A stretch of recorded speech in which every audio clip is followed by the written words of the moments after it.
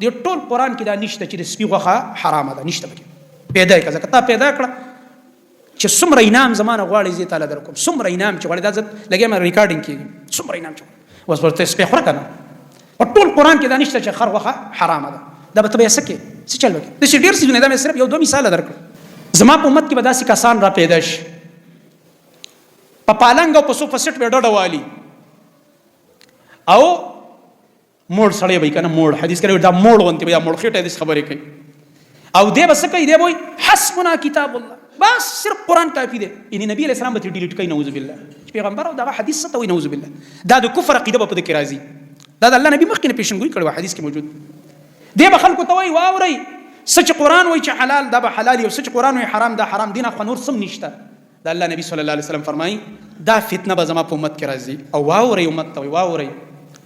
په قران کې چې کوم حلال حرام دي هغه حلال او حرام دي، خو چې ما ته الله د قران نه غیر کوم وحی کړی چې هغه ته وحی خفي وای د حدیث په شکل کې، نو په هغه کې ما بیان کړی دی چې دا سیز حلال او دا بل حرام. لکه ته منکر حدیث ته وایې کنه وای ټیک ده چې د قران حلال او حرام دی. ټول قران کې دا نشته چې د سپي غوښه حرامه ده، نشته پکې. پیدا یې کړه، کته پیدا کړه چې څومره انعام زمانه غواړي زه تعالی درکوم، څومره انعام چې غواړي دا زه لګیم ریکارډینګ کیږي، څومره انعام چې اوس ورته سپي خوره کنه. په ټول قران کې دا نشته چې خر غوښه حرامه ده. دا به ته سکه څه چل وکړي. د ډیر څه نه، دا مې صرف یو دوه مثال درکړم.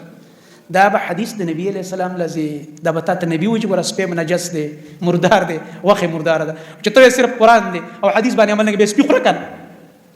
یو ته پر سپېم جایز ځکه چې ته خو صرف قران دی ته حدیث نه مانی. دا ډېری خبرې دي چې د رسول الله صلی الله علیه وسلم حدیث ملګری نه کړي د قران سره. زما محترم ورونو په دې عمل نشي کېدلی.